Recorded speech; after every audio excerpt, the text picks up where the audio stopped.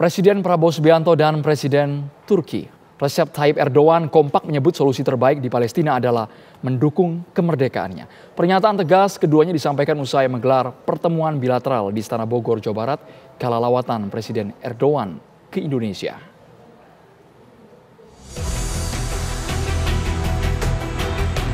Presiden Republik Indonesia Prabowo Subianto dan Presiden Turki Recep Tayyip Erdogan kompak menyebut bahwa kemerdekaan Palestina adalah hal yang mutlak.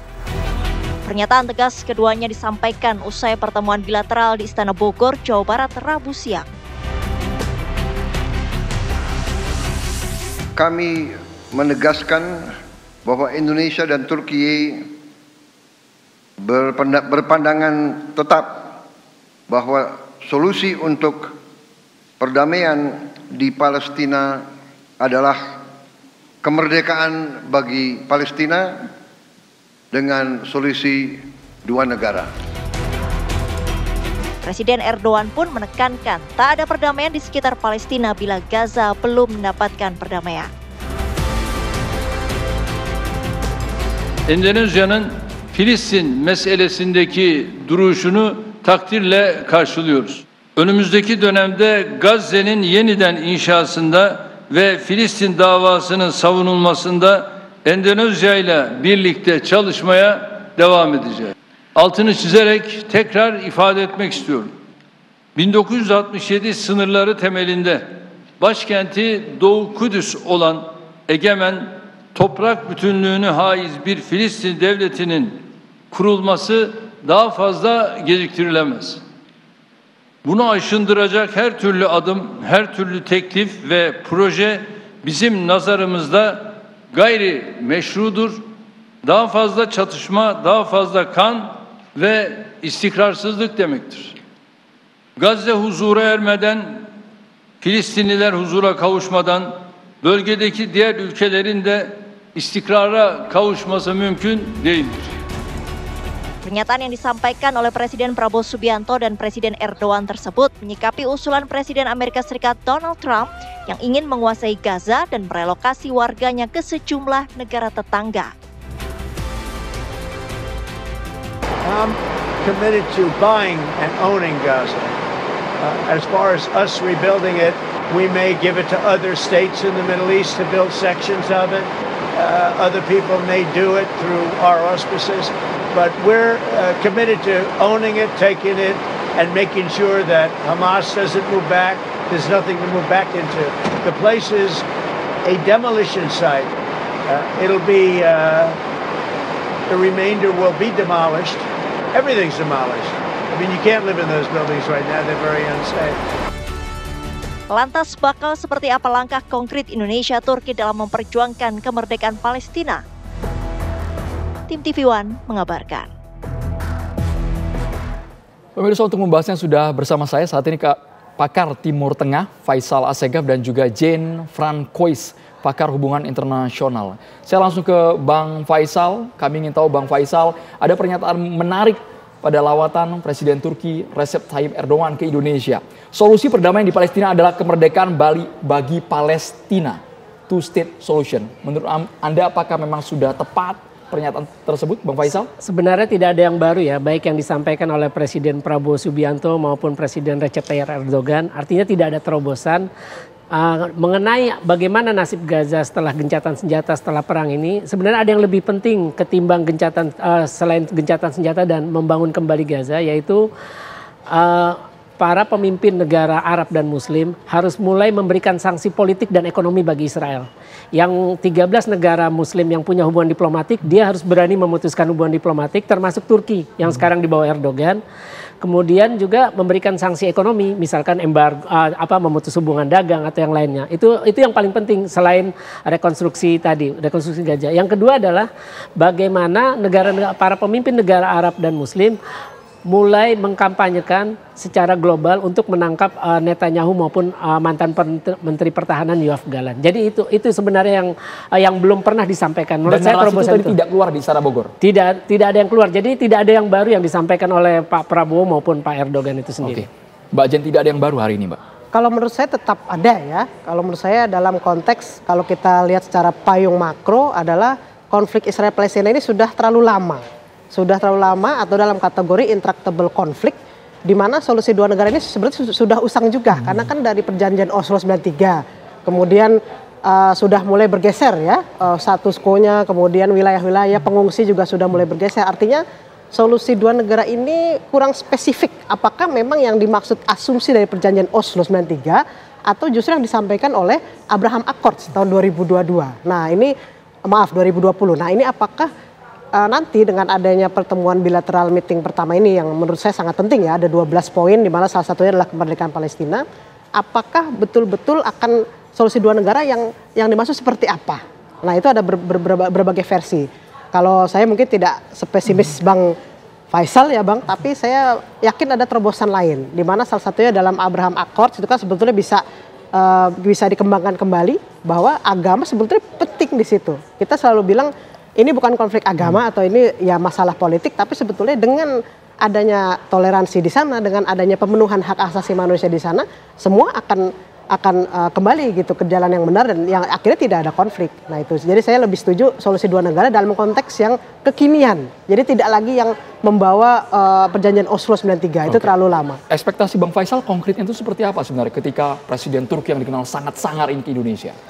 Saya kira terlalu jauh buat Presiden Prabowo Subianto maupun Presiden Erdogan berbicara tentang kemerdekaan Palestina. Karena wacana yang sekarang lagi berkembang, kebanyakan selama ini dalam isu Palestina para pemimpin negara Arab dan Muslim, termasuk Turki dan Indonesia itu terbawa oleh wacana yang disampaikan dengan kepentingan Amerika dan Israel, seperti wacana ini tadi, wacana bahwa harus dipindahkan, dikosongkan Gaza. Padahal ya tadi ada dua yang harus diperjuangkan, yaitu bagaimana menerapkan sanksi politik dan ekonomi bagi Israel dan menangkap Netanyahu dan Galan. Selain itu begini, terlalu jauh ketika para pemimpin negara Arab dan Muslim berbicara tentang kemerdekaan Palestina, sedangkan mereka saja tidak mampu kemarin 15 bulan menghentikan kekejaman Israel di Gaza, baru atas desakan Trump. Terus juga mereka tidak mampu memaksa Israel mencabut blokade dari Gaza. Terus mereka tidak mampu memaksa Israel merobohkan tembok pemisah di tepi barat, seperti tembok Berlin yang hancur pada awal 90-an. Itu yang dibangun oleh Israel dari tahun 2002 sepanjang 750 km. Ya. Tapi agak sedikit berbeda Bang, kalau saya melihatnya ini dua hal berbeda ya, perjanjian atau bilateral meeting antara Indonesia Turki dalam 12 konteks dengan yang terjadi Israel Palestina. Tentu ini salah satu poin, iya. Dan apa yang menarik di sini, Turki adalah negara muslim terbesar pertama yang mengakui keberadaan Israel pada bulan Maret 1949, walaupun akhirnya kan tidak ya, bahkan di eranya Presiden Erdogan beliau mengatakan dengan tegas menolak gitu ya, menolak keberadaan Israel dan sepenuhnya mendukung Palestina. Nah, Indonesia sendiri juga sejak awal menolak keberadaan Israel. Jadi ini dua hal yang menurut saya agak berbeda. Yang menarik di sini adalah keterpaduan antara Turki dengan segala perubahannya ya terhadap Israel dan juga Indonesia yang sejak awal konsisten. Ini kemudian akan menciptakan ruang baru, ruang diskusi baru yang kita tahu dua-duanya punya kekuatan. Indonesia dengan sebagai negara strategis di ASEAN, juga dua-duanya termasuk dalam OKI, ya kan, Organisasi Konferensi Islam. Yang disampaikan Bang Faisal menurut saya itu bisa terjadi dan tetap ada terobosan dalam konteks yang tadi saya bilang Abraham Accords ini diperbaharui dan lebih tegas menjelaskan bahwa pengungsi apakah memang harus keluar ya, dan bagaimana kerjasama yang sudah terjadi negara-negara di sekitar Palestina, di sekitar Israel kan sudah ada hubungan bilateral ya, sudah terpaksa ada hubungan. Apakah mau dihentikan kan tidak bisa. Nah kemudian hal ketiga yang lain yang mungkin agak kontroversial, Israel sudah terlanjur merdeka, sudah terlanjur menjadi negara dalam konteks kalau kita berbicara nation state building, Keskesetung Raison d'être, artinya ada suatu alasan orang bernegara, Israel sudah ada. Nah Palestina kan belum. Kalau kita memang mau mendukung Palestina seluruhnya, artinya kita justru harus belajar juga dari Israel bagaimana menjadi sebuah negara. Dan hari ini Presiden Erdogan menyatakan berdirinya negara Palestina tidak bisa diundur lagi. Sesaat lagi di Kabar Petang kami ulas pemirsa. Saya langsung ke Bang Faisal, menerjemahkan two-state solution itu seperti apa Bang? Membalikan keadaan dengan eksistensi Israel saat ini. Ya sebenarnya nggak akan pernah ada sih negara Palestina itu. Tesis saya tulis pada 2008, Palestina negara hayalan. Salah satu faktornya yaitu tadi karena ini adalah penjajahan atas nama agama Israel bilang sebelum ada Al-Aqsa ada kuil Sulaiman, dan juga kewajiban bukan hanya Muslim Palestina tapi Muslim seluruh dunia untuk mempertahankan Al-Aqsa agar tidak dirobohkan. Nah, makanya saya lihat pernyataan baik dari Presiden Prabowo maupun Erdogan ini seperti sebuah retorika. Artinya begini, Erdogan bilang bahwa dia mendukung kemerdekaan Palestina, tapi ketika terjadi genosida selama 15 bulan di Gaza, Erdogan tidak berani memutus hubungan diplomatik dengan Israel. Bahkan sejumlah laporan menyebutkan ekspor minyak Azerbaijan melalui Turki ke Israel itu tetap berlangsung. Artinya kan itu cuma sekedar retorika untuk apa sih istilahnya, menjaga popularitas dia saja di mata umat Islam. Terus juga kalau saya sama dengan Prabowo itu kan yang diharapkan kan dia melaksanakan komitmennya. Sejak gencatan senjata 19 Januari kan belum ada satu dari 1.000 pasien yang dijanjikan Prabowo untuk dievakuasi dari Gaza dan dirawat di rumah-rumah sakit Indonesia.